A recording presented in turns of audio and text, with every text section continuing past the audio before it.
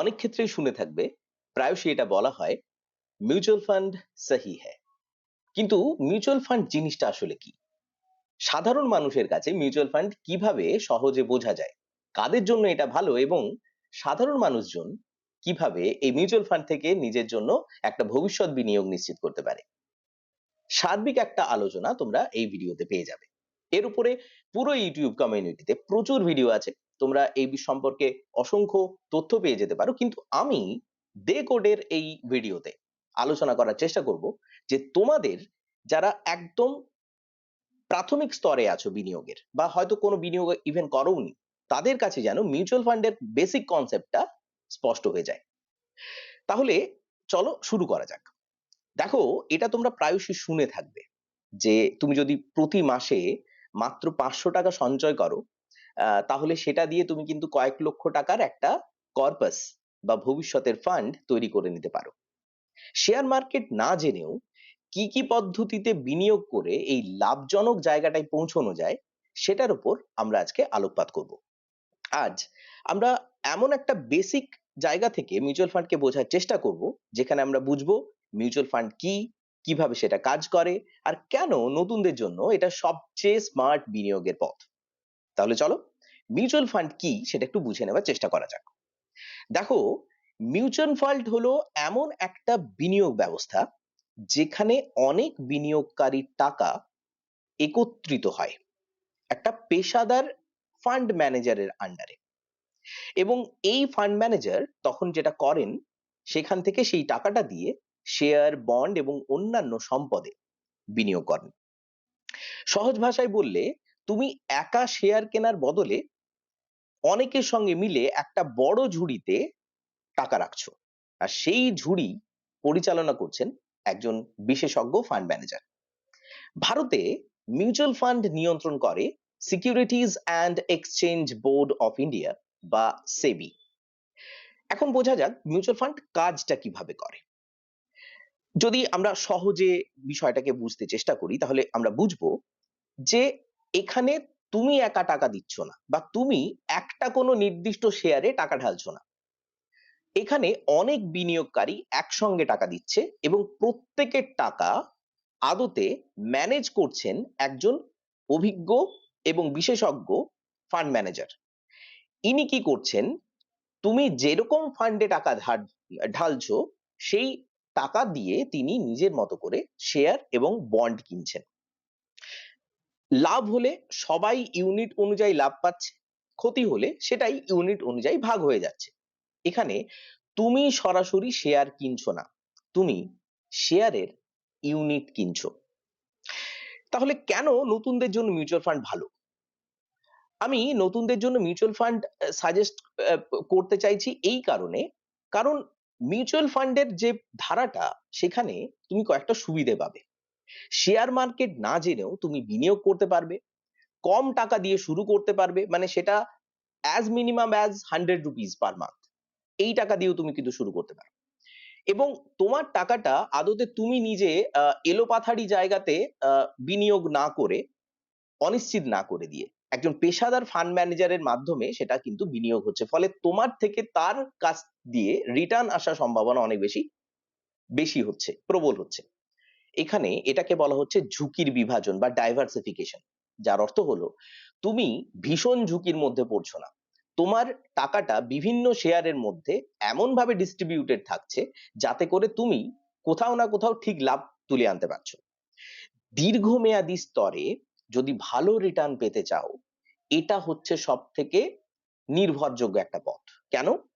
কারণ দীর্ঘমেয়াদী স্তরে আমরা কম্পাউন্ডিং এর যে সুযোগটা পাই, সেটা শুধুমাত্র কিন্তু মিউচুয়াল ফান্ডে পাই, অন্য কোথাও এটা কাজ করে না, বা কাজ করলেও তাতে রিস্ক বেশি থাকে বা ঝুঁকি বেশি থাকে। এবার দেখা যাক যে মিউচুয়াল ফান্ড মোটের উপর ঠিক কত ধরনের হতে পারে।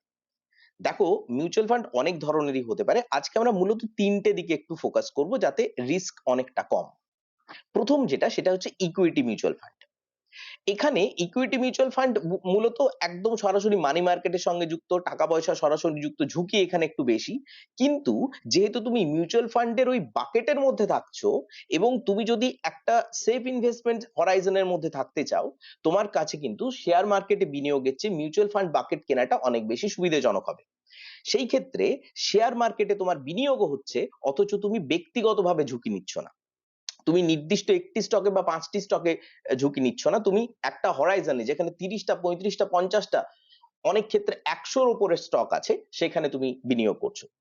এবং এখানে শর্ট টার্মে কিন্তু ঝুঁকি বেশি। সাধারণত দেখা যায় মার্কেট যখন খুব ভোলাটাইল হয়, ভোলাটাইল অর্থাৎ ঝুঁকিপূর্ণ হয়, বেশি আপ ডাউন হয়, বেশি মার্কেট পড়ে যায় বা বেশি মার্কেট বেশি দিন এক জায়গা থেকে মানে উত্থান তার চলে না, তখন কিন্তু এই সমকালীন মানে ছোট্ট সময়ের জন্য, 1 বছরের জন্য, 2 বছরের জন্য, 1.5 বছরের জন্য বা 3 বছরের জন্য এটা কিন্তু খুব একটা ভালো বিনিয়োগ নয়।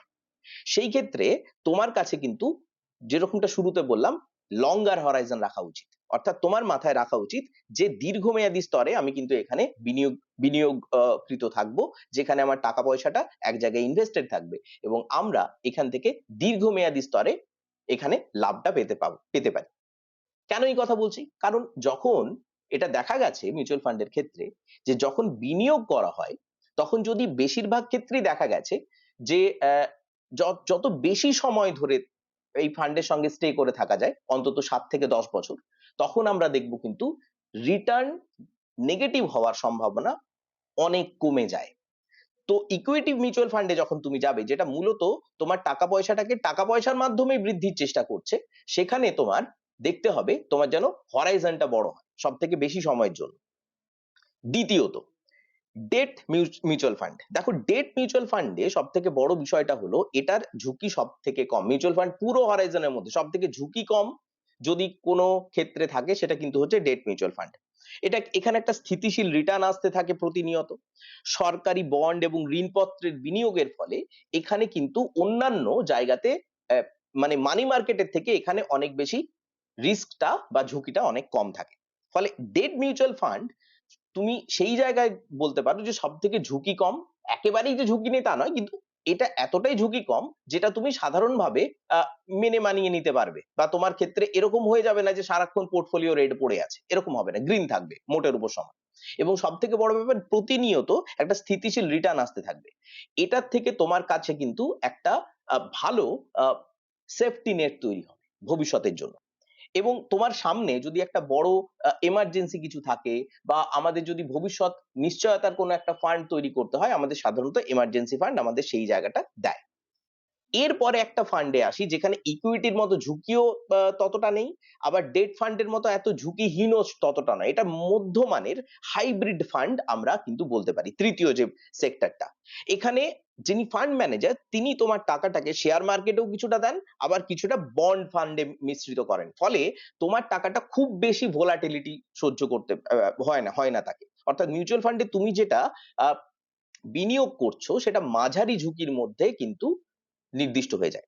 ফলে তোমার কাছে একটা সুযোগ থাকে যে খুব বেশি না ঝুঁকি নিয়েও কিন্তু একটা ভালো গ্রোথকে সামনে থেকে দেখা বা সেটাকে উপভোগ করা, সেটার সুযোগ কিন্তু তৈরি হয় হাইব্রিড ফান্ডে। তো মোটের উপর এই 3টে ফান্ড আমরা আলোচনা করলাম। এবার আমরা দেখব এসআইপি টা কি। এসআইপি সহি হ্যায় অনেকে বলে, তাহলে এসআইপি টা কি? এসআইপি এর ফুল ফর্ম হচ্ছে সিস্টেমেটিক ইনভেস্টমেন্ট প্ল্যান। তুমি যদি প্রতি মাসে নির্দিষ্ট পরিমাণ টাকা বিনিয়োগ করো নির্দিষ্ট ফান্ডে, সেটাই মাসিক স্তরে, মান্থলি স্তরে, সেটাকেই বলা হচ্ছে এসআইপি বা সিস্টেমেটিক ইনভেস্টমেন্ট প্ল্যান। ধরা যাক তুমি মাসে 1000 টাকা করে 10 বছর বিনিয়োগ করলে। এবার আসে একটা মজার জিনিস, যেটাকে আমরা বলছি চক্রবৃদ্ধি সুদ। চক্রবৃদ্ধি সুদ হচ্ছে তুমি 1 বছরে যত টাকা বিনিয়োগ করলে তার উপর যে সুদটা আসতে থাকছে, 1 বছর পরে সুদ এবং মূলের উপর আবার সেখানে একটা সুদ আসতে থাকবে। এটা হচ্ছে চক্রবৃদ্ধি সুদ। এবং এটার কারণে তুমি সামান্য বিনিয়োগ করেই কিন্তু দীর্ঘদিন যতদিন এটার সঙ্গে লেগে থাকতে পারবে, তোমার উপার্জনের পরিমাণ সেখানে একটা কম্পাউন্ডিং কাজ করতে শুরু করে, অর্থাৎ লাভের উপর আবার লাভ আসতে শুরু করে। এই জিনিসটা তুমি কিন্তু এসআইপির মাধ্যমে খুব সহজেই পেতে পারো, অতিরিক্ত চাপ না নিয়ে। এবার আসি, একটা টার্ম তোমরা পাবে এই মিউচুয়াল ফান্ডের রেসপেক্টে, সেটা হচ্ছে এনএভি, অর্থাৎ নেট অ্যাসেট ভ্যালু।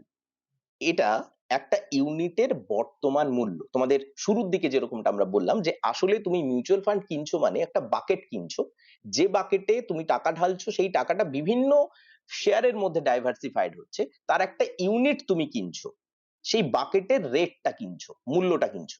এখানে যদি তোমার এনএভি 20 টাকা হয়, তাহলে তুমি 2000 টাকা দিয়ে তুমি যদি এসআইপি করো, তার মানে হচ্ছে তুমি 100 ইউনিট তুমি কিন্তু সেখানে এনএভি কিনছো সেই নির্দিষ্ট ফান্ডে। তাই ফান্ডের এনএভি আসলে তার ইউনিট মূল্যটাকে দর্শায়, এটা বুঝতে হবে। এবার আসি একটা খুব ইম্পর্টেন্ট কনসেপ্ট, যেটা অসংখ্য মানুষজন ভুল করে এবং তাদের এখানে কিন্তু ফান্ডের মধ্যে দীর্ঘমেয়াদী স্তরে টিকে থাকা সত্ত্বেও তাদের কিন্তু রিটার্নের মধ্যে একটা ফ্লাকচুয়েশন আসে। সেটা হচ্ছে ডাইরেক্ট প্ল্যান আর রেগুলার প্ল্যান।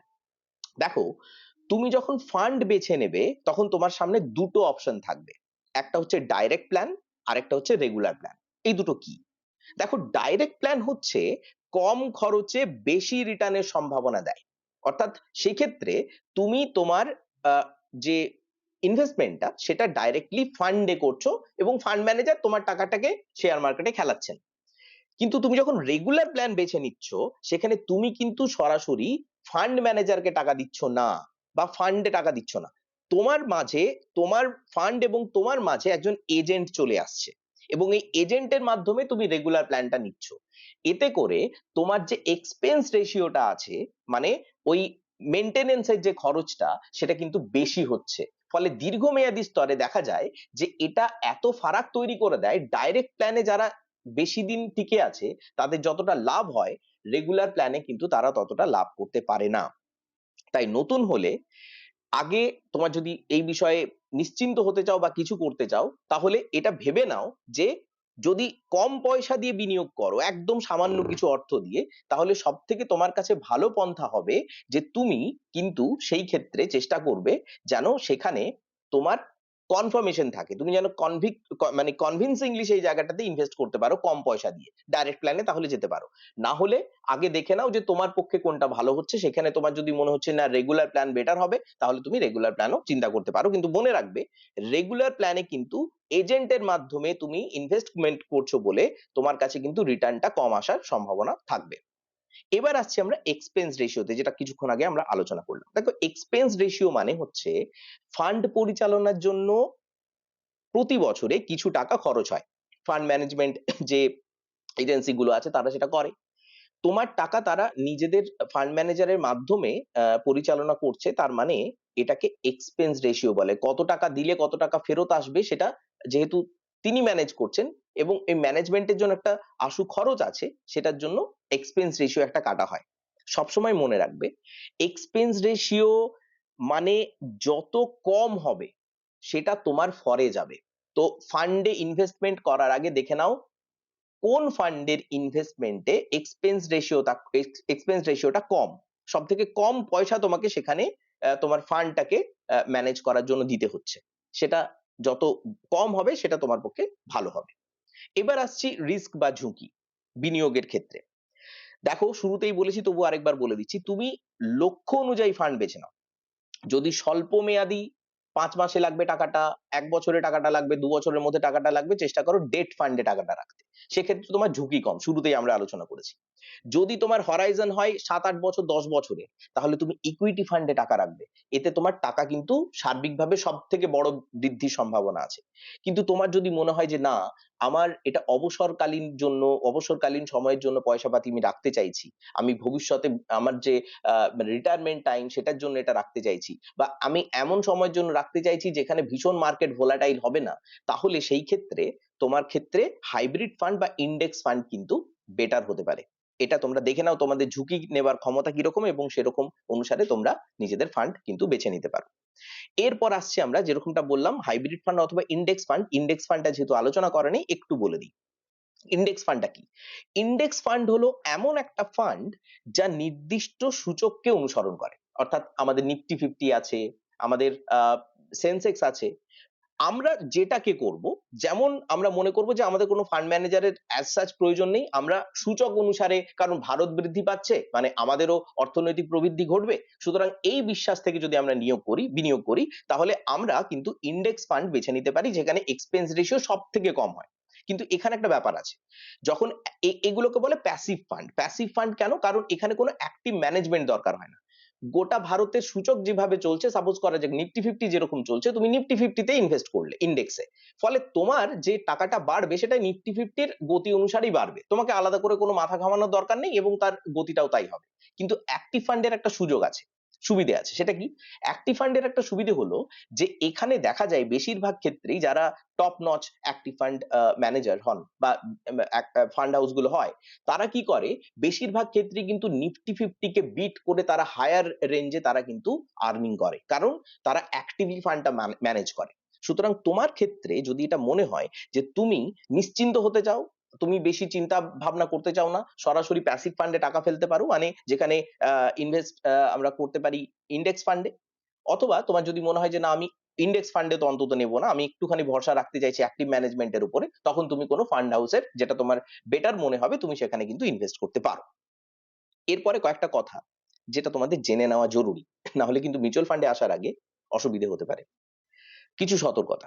প্রথম বিষয়, বাজারে লাভ যেমন আছে তেমন কিন্তু ঝুঁকিও আছে।